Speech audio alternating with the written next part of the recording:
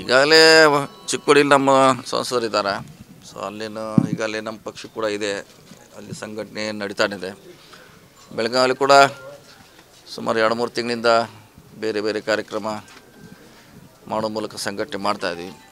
So ಈಗಾಗಲೇ ರಾಷ್ಟ್ರೀಯ ಪಕ್ಷ ಒಂದು ದೊಡ್ಡ ಪಕ್ಷ ಇರೋದ್ರಿಂದ ಸಂಘಟನೆ ನಿರಂತರವಾಗಿ ಯಾವ ಬೇರೆ ಬೇರೆ ಹೆಸರುಗಳನ್ನ ನಾವು ಮಾಡ್ತಾನೆ ಇರ್ತೀವಿ. ಚುನಾವಣೆಗೋಸ್ಕರ ಅಂತ ಮಾಡಬೇಕಾದ ಅವಶ್ಯಕತೆ ಇಲ್ಲ. ಸೊ ನಿರಂತರವಾಗಿ ನಡೀತಾನೆ ಇರ್ತದೆ. ಬಟ್ ಆಕಾಂಕ್ಷಿಗಳು ಭಾಳ ಪೈಪೋಟಿ ಇದ್ದಾರೆ ಸುಮಾರು ಜನ ಕೇಳಿದ್ದಾರೆ ಟಿಕೆಟು. ಅಂತಿಮವಾಗಿ ಹೈಕಮಾಂಡ್ ಯಾರಿಗೆ ಕೊಡ್ತಾರೆ ಅವ್ರಿಗೆ ನಾವು ಮಾಡಲಿಕ್ಕೆ ತಯಾರಿ ಮಾಡ್ತಾಯಿದ್ವಿ. ಯಾರಿಗೆ ಕೊಟ್ಟರು ಕೂಡ ನಾವು ಕೂಡ ಪೂರ್ಣ ಸಿದ್ಧತೆ ಮಾಡ್ತಾಯಿದ್ವಿ.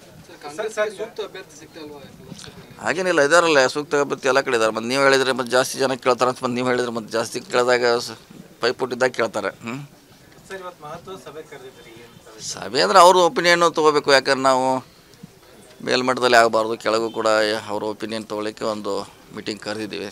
ಸೊ ಮೀಟಿಂಗ್ ಮಾಡ್ತೀವಿ ಅಷ್ಟೇ. ಲಖನ್ ಜಾರಕಿಹೊಳಿ ಅವರು ಬಳ್ಳಾರಿಯಿಂದ ಬಿಜೆಪಿಗೆ ಚುನಾವಣೆ ನಿಲ್ತಾರೆ ಸುದ್ದಿ ಬರ್ತಾ ಇಲ್ಲ. ಅವ್ರು BJP ಪಾರ್ಟಿ ಅವ್ರನ್ನ ಕೇಳಬೇಕು, ನಿಲ್ಲ ಅವ್ರನ್ನ. ಯಾಕಂದ್ರೆ ನಾವು ಕಾಂಗ್ರೆಸ್ ಪಕ್ಷದಿದ್ರೆ ಹೇಳ್ಬೋದು ಅಷ್ಟೇ ಹೊರತಾಗಿ BJPದು ಬೇರೆ ಹೇಳೋಕ್ಕಾಗೋಲ್ಲ. ಸಹೋದರನಾಗಿ ನಿಂತರೂ ಕೂಡ ಏನಾದ್ರು ಶುಭ ಹಾರೈಸ್ತೀವಿ? ಇಲ್ಲ, ಅದೇನು ಪ್ರಶ್ನೆ ಇಲ್ಲ. ನಾವು ಪಾರ್ಟಿ ಬೇಸ್ ಮೇಲೆ ಎಲೆಕ್ಷನ್ ಮಾಡೋದು. ಇಲ್ಲ ಅದೇ ಬದಲಾವಣೆ ಪ್ರಶ್ನೆ ಇಲ್ಲ. ಅವರು ಚಿಕ್ಕೋಡಿಗೆ ಸ್ಪರ್ಧೆ. ಅದೇನು ವದಂತಿ ಅಂತೀರಾ ಅಥವಾ ನಿಜಾನ ಸರ್? ಇಲ್ಲ, ಅದು ನನಗೆ ಗೊತ್ತಿಲ್ಲ ಪೂರ್ಣವಾಗಿ. ಆದ್ರೆ ಅವ್ರು ಈಗಾಗಲೇ ನಮ್ಮ ವರಿಷ್ಠರು ಚಿಕ್ಕೋಡಿಗೆ ಅವ್ರಿಗೆ ಅಂತಿಮ ಮಾಡಿದ್ದಾರೆ. ಹೀಗಾಗಿ ಬದಲಾವಣೆ ಮಾಡೋ ಪ್ರಶ್ನೆ ಇಲ್ಲ.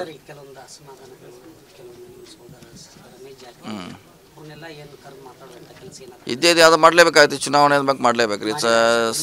ಸಣ್ಣ ಲೀಡ್ರನ್ನು ಮಾಡಬೇಕು, ದೊಡ್ಡವ್ರನ್ನ ಮಾಡಬೇಕು, ಎಲ್ಲರನ್ನೂ ಕೂಡ ಮಾಡುವಂಥ ಪ್ರಯತ್ನ ನಡೀತಾ ಇದೆ. ಸೊ ಮಾಡಲೇಬೇಕಾಯ್ತು, ಮಾಡ್ತೀವಿ.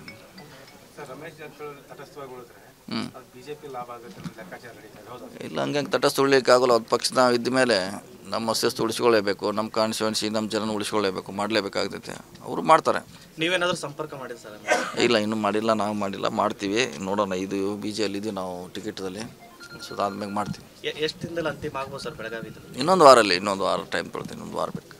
ಒಟ್ಟು ಅಂದರೆ ಬೆಳಗಾವಿಲಿ ತಮ್ಮ ನೇತೃತ್ವದಲ್ಲಿ ಗೆಲ್ತಕ್ಕಂಥ ಎಲ್ಲ ಸಿದ್ಧತೆ ಈಗಾಗಲೇ ಮಾಡ್ತಾಯಿದ್ದೀವಿ. ಮುಂದೆ ಕೂಡ ಮಾಡ್ತೀವಿ. ಇನ್ನೂ ಟೈಮ್ ಇದೆ. ನಮ್ಗೆ ಸುಮಾರು 28ರವರೆಗೆ ಟೈಮ್ ಇದೆ. ಸೊ ಅಲ್ಲಿವರೆಗೆ ಮಾಡ್ತೀವಿ. BJPಯವರು ಇದು ಕಾಂಗ್ರೆಸ್ನವರು ಒಳ ಜಗಳ ನಮ್ಗೆ ಮತ್ತೆ 4ನೇ ಬಾರಿಗೆ ಅನುಕೂಲ ಆಗುತ್ತೆ ಅಂತ BJPಯವರು ಹೇಳ್ತಾ ಇದ್ದಾರೆ. ಇಲ್ಲ, ನಮ್ಮಲ್ಲಿ ಯಾವುದೇ ಜಗಳ ಇಲ್ಲ. ನಾವು ಈಗ ಲಾಸ್ಟ್ ಟೈಮ್ ಕೂಡ ನಾವು ಭಾಳಷ್ಟು ಪೈಪೋಟಿಯನ್ನು ಸ್ಪರ್ಧೆ ಮಾಡಿದ್ವಿ ಲಕ್ಷ್ಮೀ ಹೆಬ್ಬಾಳ್ಕರ್. ಸೊ ಅಂಥ ಮೋದಿ ಗಾಳಿಯಲ್ಲಿ ನಾವು 1,60,000 ಸೋತಿದ್ದೀವಿ. ಬೇರೆ ಕಂಪೇರ್ ಮಾಡಿದ್ರೆ ಅದು ನಮಗೆ ಏನು ಭಾಳ ದೊಡ್ಡ ಮೊತ್ತಲ್ಲ. ಬರೀ ಸೌತ್ನಲ್ಲೇ 60,000 ನಾವು ಲೀಡ್ ಆಗಿತ್ತು ಒಂದೇ ಕಾನ್ಸ್ಟಿಟ್ಯೂನ್ಸಿಯಲ್ಲಿ. ಹೀಗಾಗಿ ಅಂಥ ಮೋದಿ ಗಾಳಿಯಲ್ಲಿ ಈ ಇಲೆಕ್ಷನಲ್ಲಿ ಮೋದಿ ಅವರಂಥ ಗಾಳಿ ಕೂಡ ಇಲ್ಲ. ಸೊ ಏನಾದರೂ ಕೂಡ ಮೆರಿಟ್ ಮೇಲೆ ಚುನಾವಣೆ. ಚುನಾವಣೆ ದಿನಾಂಕ ಘೋಷಣೆ ದಿನಾನೇ BJPಯ ಪ್ರಥಮ ಸಭೆ ಸರ್ಜಿಕಲ್ ಸ್ಟ್ರೈಕ್ ಅನ್ನು ಚುನಾವಣಾಸ್ತ್ರವಾಗಿ ಎಲ್ಲ ನಾಯಕರು ಅವ್ರು ಅದನ್ನು ಬಿಟ್ಟರೆ ಬೇರೆ ಹೇಳಿಕ್ಕೆ ಅಸ್ತ್ರ ಇಲ್ಲ ಅವ್ರಿಗೆ. ಯಾಕಂದ್ರೆ 5 ವರ್ಷದಲ್ಲಿ ಹೇಳಿದ್ದೆಲ್ಲ ಅವ್ರು ಯಾವುದೂ ಮಾತಾಡ್ತಾ ಇಲ್ಲ. ಯಾಕಂದ್ರೆ ಜನ ಕೇಳ್ತಾರೆ, ಕ್ವಶನ್ ಮಾಡ್ತಾರೆ.